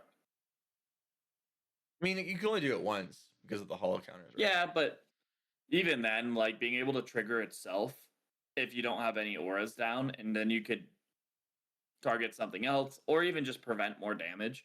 So before this leaves, you just prevent an extra damage. I don't know. Is that how it works? I don't think it's how it I works. don't know. It might be wrong, but I was thinking about it, and I'm like, is that how it? I might be completely wrong. I think that this basically just is a way to That's trigger not how. Ziggy without having to spend a lightning flow. No, I think that's right. And it can like kind of do some more combo things. It can also like instant speed protect your other things, right? Anyway, I think it'll end up being really strong. It's like a more combo piece. I don't know if Ziggy will run 3 of these because it seems weaker the more lightning flows you have. But I could be wrong about that. You know what's super silly? You could target yourself with your weapon to pop your ward to re-summon one of your effects. You definitely can. That's very cheeky. I think there's gonna be so many really cool plays you can do with Ziggy that we don't even have. We just have no idea yet. Yeah. All right, next one. Core reaction. Red 2 costs. Lightning Wizard instant aura. At the beginning of your action phase, destroy this and deal 4 arcane damage to any target. Pretty cool. Yeah. It's a rare, so it's good in Sage. Yeah, it's rainbow. Yeah, I don't know how much it'll be played. Yeah, I mean, you could discard it to a Cilio to put it in field and create a Ponder. That is good with the new Acilio effect. Technically, it's a 2-card 7. Because the Ponder is like 3 if you math it out like that. Whenever it's like a Ponder like that, I like to say it's like a 1-card 4. Is really more of what I That's I like okay. to put it. No, that's a good way to put it. You do need a lightning flow. But I think also the downside of this is that you don't get to trigger the new Volzar with it because you haven't discarded the turn that it deals the damage. You would have to throw a different source of arcane to get the Volzar value. So it is start of action phase, so you can do something else and then activate Volzar on the trigger of that. That's true. That is true. It is lightning. I wouldn't be surprised if this, like, as this is popping, I'm going to play this spell. And you could play that amp spell, like the amp 1 blue spell. I'm going to amp 1, and then I'm going to amp 1 with my staff. And then this comes in for 6 arcane before the resolves. But like you couldn't activate Acilio on at the end of your opponent's turn and then do it again on your turn because you wouldn't untap. That's true. That's true. But yeah, no, interesting card. I think it's not bad. I don't know if it gets played in CC. It definitely feels like a Sage rare. Yes, it'll be good in Sage. All right, now the most controversial card. Would you like to do the honors? So, Tempest Kiss. It is a Tempestuous red. kiss. I can't read. I can't talk. It's all over. Tempet. Whatever the name is. Red. 2 cost. 3 block. 5 attack. And it's quick strike ability. If this has go again, it gets +1, and when it attacks a hero, deal 1 arcane damage to them. And then just a regular text. The first time this deals damage to a hero, they discard a card. Yeah. We found this set's Felling of the Crown. That's really what it feels like. It feels like Felling of the Crown. Oh, it does. Yeah, because it will really depend on how hard it is, how costly it is to give it go again, on how good this card ends up being. And I think that my assumption is that it won't be bad. It won't be too hard to get. What I mean to say is, it won't be too hard to get go again on this thing. See, I think people forgot that Aurora has a spec that says your next action has go again and deals an arcane. So really, this says 2 for 5 go again and 2 arcane. So I will say though that the extra arcane's not very relevant. Yes. But you what I'm trying to say is you can give it go again because you have a spec that gives it go again. And I'm gonna just jump into the next card because I think this next card's best use case is with this card. So I hate reading. Mercurial Skies. Okay. Red, 0 cost, 2 block, Lightning Runeblade action. Your next Runeblade or Lightning attack action card you play this turn gets go again, and the first time this deals damage to a hero, you may destroy a Lightning Flow token you control. If you do, this deals 3 arcane damage. So, you just play Mercurial Skies, giving Tempestuous Kiss go again. Yeah. And then all of a sudden it's a 2 for 5 go again, dealing 1 arcane. On hit deals 3 more arcane. On hit, or if that deals arcane, also discards a card. And it has go again. And you still have other things during your turn you can do. Because this is the first time. Okay, no. But doing that demands 3 cards from your opponent. Because it has on hit deal 3 damage. On hit, the opponent discards a card. And then that's fine. And so it's like there's a go again source. You could run Bovrin Skies as another go again source. You could, or you're gonna run the Aurora specs. That's a go again source. That's potentially, and we don't even see any other go again sources. That's potentially 9 cards in your deck that say go again, not including your hero ability, which you'll probably want to activate a few times a game. So it's like, if you take a turn off to Arsenal this and tell you, I got my token this turn, I create an embodiment of lightning and a flow token off that defense reaction you're talking about. Now this turn I can throw Tempestuous, whatever the kiss card is, and to this attack into a sword. It's like, I think this is a Felling. Like, people are like, but you know how awkward it is to give cards go again? Like, isn't that Aurora's whole ability? Isn't that her whole thing? Right. Isn't this supposed to be super duper easy? This is gonna be a 2 for 6. Or a 2 for 7, because it's a 2 card 6 and it deals 1 arcane. This is just gonna be a 2 for 7 that on damage you discard a card and it's split damage. Like, this card is insane to me. But yeah, I think people are glossing over the fact that into any other aggro deck, you can do a very easy 3 card 6, 7, almost like a 3. It's like a 3 card 9 plus discard. Because you just play either Mercurial Skies or Mob Skies or whatever. You play Tempestuous Kiss, you pitch a blue or a yellow. Now this is 6 go again, dealing an arcane. If they don't AB 1 or prevent the arcane in some way, they discard a card. And then now you have 6 with a potential on hit again. With if you play Mob Skies instead of Mercurial Skies. And then you get to swing your weapon after for 1 on hit 1. I mean, it's good. It's just good. I think it's very good. That's spending a whole card to give it go again, which you don't always have to do. Yeah. Sometimes you just have an embodiment of lightning in Aurora. Exactly. Sometimes you'll just have Embodiment of Lightning, and then now it's like a 2 card. It's a 2 card 7 plus potential discard. So it's like a 2 card 10 if you just And the like get a lightning go against some other easier way, right? Yeah, it's also Um, an amazing finisher because if the opponent's keeping like one card in hand, it's 5 damage. They have to block or lose their card. Another thing is with Arcane, it deals the Arcane before you can block. If you yes. somehow give Go Again to this as your chain ender, the opponent is forced to pitch their whatever card they're keeping, probably a blue, to swing their weapon, or even their arsenal card they're planning to set, pitch their card to prevent one Arcane, and then take 6 physical because you finished with it. Sorry, what do you mean by that? So say like I have one card in hand, you're doing a big chain link, like an arc lightning turn, and you're going super duper wide, and you Oh, end on this I with see. Go Again. I see. Like I have one card in hand, and then you throw one You're arcane at me. forcing it to If it block deals, one, yeah, instead yeah, I'm of forcing what could be 3, or if it's a sink below 4, or maybe I wanted to take whatever this was sink and arsenal below. like arsenal my Oh, spec or something like that. I And that's what mean, I'm saying. Like, and not that I think that is going to be a common thing, but I'm sure it's going to happen once or twice where someone's like holding onto a card they want to arsenal or pitch for a weapon, and then this is the finisher with an arcane damage, and you're like, well, I have to pitch. yeah.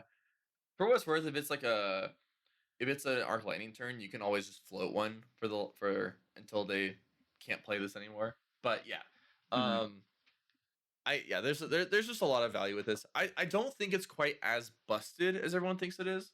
But I do think it's very very strong. I Yeah, also don't know how strong Mercurial Skies is. It doesn't really feel that that's good. true. I'm not. Yeah, I'm not sure it's actually going to be that strong. I think its best use case is with Tempestuous Kiss. I think the best use case with this is like it's an end game piece, and I think you might run it in yellow. So what's interesting here is that you could play this with I think it's You could Vexing just run the Malice, blues of this. right? Is it Vexing Malice that deals 2 arcane? Oh yeah, yeah. So you can like let's say it's near end game, your opponent is at 2 health. Um, you play this either in red or yellow into Vexing Malice, which will then deal one. If they only have AB1, it will deal 1 arcane, which then triggers this. You can destroy Lightning Flow to deal if it's in yellow 2 arcane, which they can only AB1 of. So that will deal 2 unpreventable damage in the That's end kind of game, cool. right? Yeah. So. I think that's the biggest strength with this card is like you could run it in Mhm. yellow and do that, but I think that starts getting dicey. I don't think you want to run them in yellows. I think you want blues over yellows for how the cost curve is looking. Mhm. But anyway, uh, interesting stuff. I don't know exactly how strong it'll be. It'll definitely be strong. I don't think it'll be as busted as people are worried about, but I think it'll be strong. Yeah.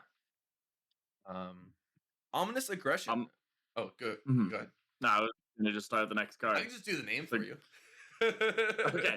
It's a red 2 cost generic instant that says target attack action gets +2. There was an if an aura you control has if an aura you control was destroyed this turn, instead it gets +4. This is gonna be a really strong limited card. Yeah, that's kind of what I see too. I'm like, it's pummel, but you can Discard, target more attacks because it's and you just can just whatever, and anything. it doesn't discard though. Like you can target anything with this. Well, you can't target I your weapon, imagine. but it does say attack action card. Oh, attack action. You're right. But still, that's more than what Pummel can normally do. Like Pummel can target weapon, but you can target 0 cost. Like you can target Snatch with this. Yeah. Now imagine Briar running this. Destroys the embodiment and lightning on Snatch, then gives it +4. Draws a card. Uses the 1 to swing a weapon for Go Yeah. Again. Yeah, that's pretty good. I don't actually think this is going to be that good, but I wonder if it'll be good in Sage. Like Sage yeah. Briar. Yeah, I don't think it's very strong. It won't be good enough in CC. Like, there's some cheeky stuff you can Mhm. do with like Command and Conquer in some decks that couldn't pummel it normally or couldn't really afford to run pummel. You could also run. You could also have like a deck that really likes its on hits run this as like a cheeky +4 with the non hit to make it more value. But it's just a cool option. It's the fact that it's generic is kind of nice. Yeah. Yeah, no, that makes sense. Like Valda could technically run it, but I'm just running Pummel instead because everything already costs more than 3, and it Right. blocks 2. So that's why I'm like, I don't think it's really a card that's going to end up in any decks, but it is a cool card. Yeah, I think it might end up in a deck somewhere in some way. It's actually not. You know what? I just realized it's not a bad Lyeth card. It's actually a pretty good You're Lyeth right. card. Actually, Lyeth might like that card. Lyeth might really like this card. Huh. That's actually quite interesting. But anyway, moving on. Step Between. A red 0 cost, 4 power, 2 block, generic attack action. While this is attacking or on the stack, opponent can't play or activate instants. Instant, pay 1, tap your hero. This gets +1, and physical damage can't be prevented this combat chain. So when it comes to while this is attacking or on the stack, they can't activate instants. So is I don't fully understand. Is there, or I don't fully know, is there literally no opportunity the moment that your opponent sees this card, like you play it, is there 0 chance for instance? Or is there That's what still a window? I'm pretty sure that's what it's saying. I think it's the Because intention. yeah, I think that's the intention where it's like as soon as this card is seen on the board, you Yeah. cannot play instants. Right. Which So I that's think pretty is cool. actually super duper cool, especially into Ziggy. Like, Yeah. you know This what? is the You know what's Ziggy, gonna be sick. anti-Ziggy. Yeah. When I am playing Valda and I can't beat Ziggy, so I put Step Between my deck, and then I run Ominous Aggression because I have Seismic Surge leaving, and I pump this by 4, and Ziggy can't prevent it, and Wait, it has the +1. So you're this gonna would be this a 3-card 9 non-preventable. Take that, Ziggy. Yeah.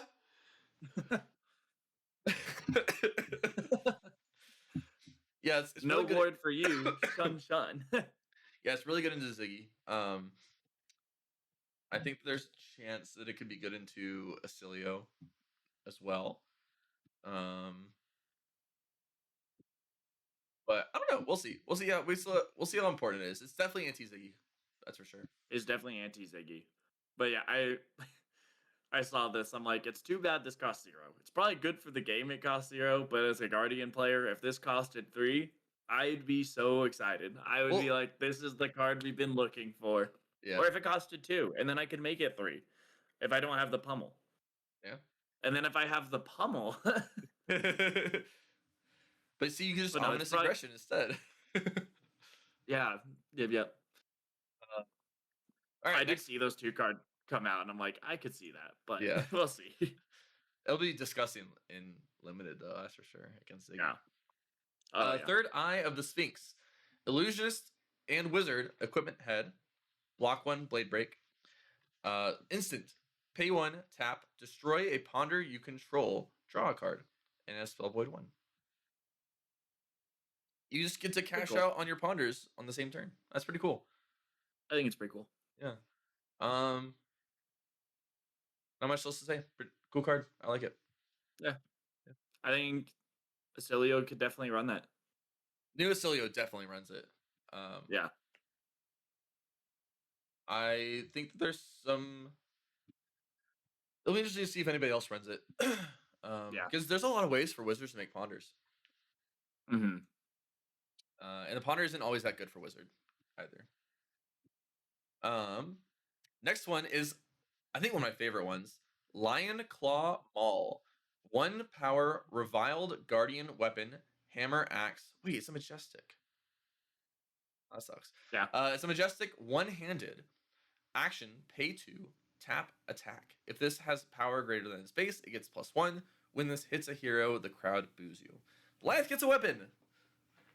Woo! Before Betsy gets a weapon. What? Yeah. What the fuck, Kella says? Where is Betsy's log? Where log? Where is it? Question mark. But It's a cool weapon. I just noticed it's majestic too.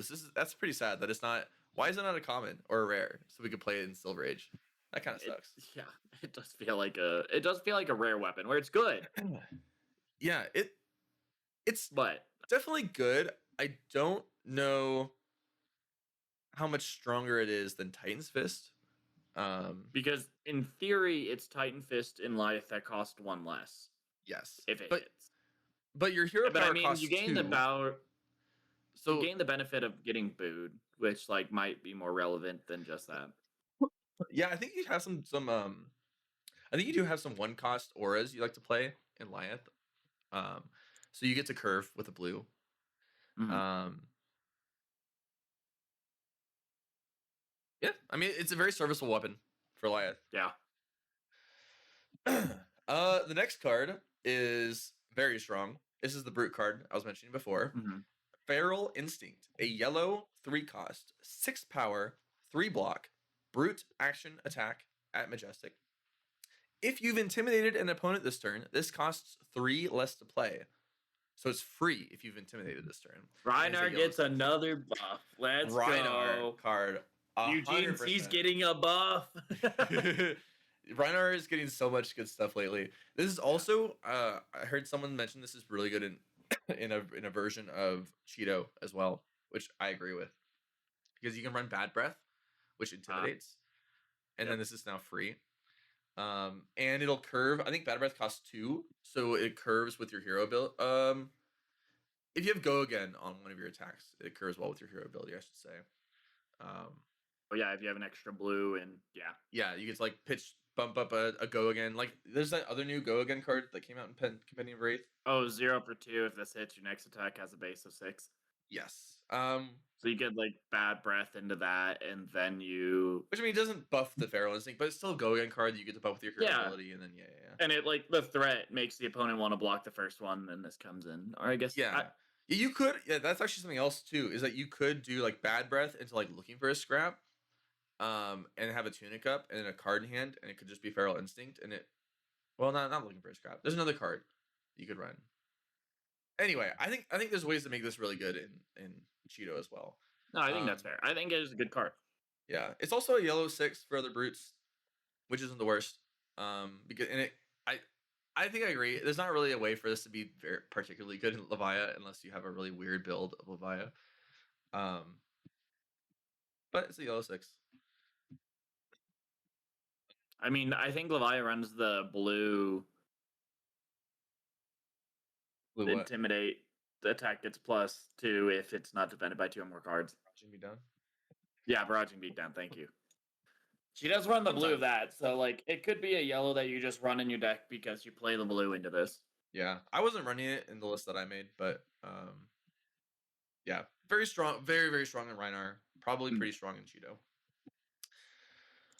Last but not least, we got a spoiler this morning. We're recording on Sunday morning. Unmake the Underlings. It is a blue 0 cost, 1 power, 3 block, assassin attack action at Majestic, stealth. When this attacks a hero, turn an ally in their graveyard face down. When this hits an ally, destroy that ally. I'm sorry, what? When this not only is it like the first part, it's Yeah. that when this attacks, turn an ally face down in their graveyard. That would have been good enough already. And then it also has the on hit, destroy the ally. Which also is good enough already. Either of these effects would have been good enough on their own, and then they put them together. That's crazy. I think it's so funny. That says when it attacks. That's like amazing gravy disruption, and you don't even have to hit. Like, I mean, they found the only one thing that like Gravy has benefit for this is on the when this attacks, they can like respond with Remembrance to put something back in the deck. You can also, for the on hit, if it only comes in for 1, Sawbones is a way to get around it if they don't pump it. But yeah, this card's busted. The matchup wasn't even bad for either Slippy or Mario. It's not even bad anymore. And so this just like, why not run this to make it even? See, this is what I wonder. Like, why can't Guardian get this kind of gravy hate? Like, why is all my stuff like give +1 and on hit deal destroy allies with less health than this is dealt? Like, right. or like, and like I joked before we were recording, but it's like if Guardian had this card, it would be like a 4 for 8 crush. If this deals 4 or more, put an ally with like attack 6 or greater on the bottom of your deck. Like, this just says when this attacks. It's not even on hit. That's crazy.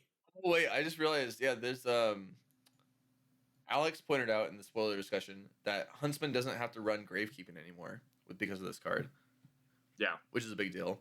And then Tucker pointed out he shared a picture of Sense Weakness as a comparison. That's exactly what I was just saying. Yeah. That's so funny. Because this is exactly what I was saying, where it says another card that feels like a slap to the face to Guardian players, and then it shows Sense Weakness as a card. Yep.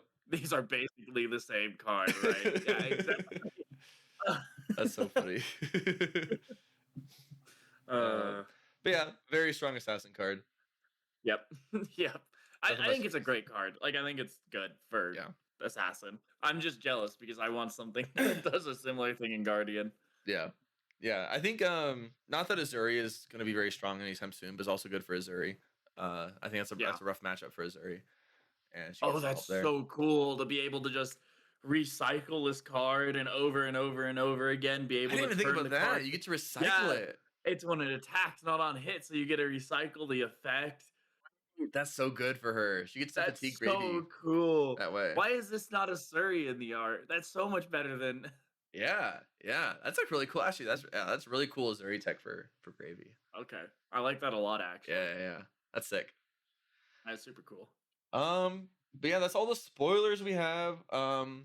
We have some additional stuff to go over when it comes to tournaments, but there's anything else you want to talk about spoilers before we do that? No, I think we're good. We got our first week of skirmish season meta results. Ira takes the lead at a quarter at 25% of the wins with 47 wins, followed by Briar with 22 wins, Icelander with 22 wins, KO with 20 wins, Oldhim with 12 wins, and then it drops off from there. There's Phi, Kano, Riptide, Valda, Farvo. Kind of expected. I'm surprised by Icelander, but the rest makes sense. Icelander's strong. The new Rabble deck is very strong. I think I'm sad to see Valda so low because it just has a pretty rough Ira matchup. But I think it's fine in everything else. But yeah, otherwise it makes sense to me. And then last weekend we had Calling Rotterdam. There were 404 players.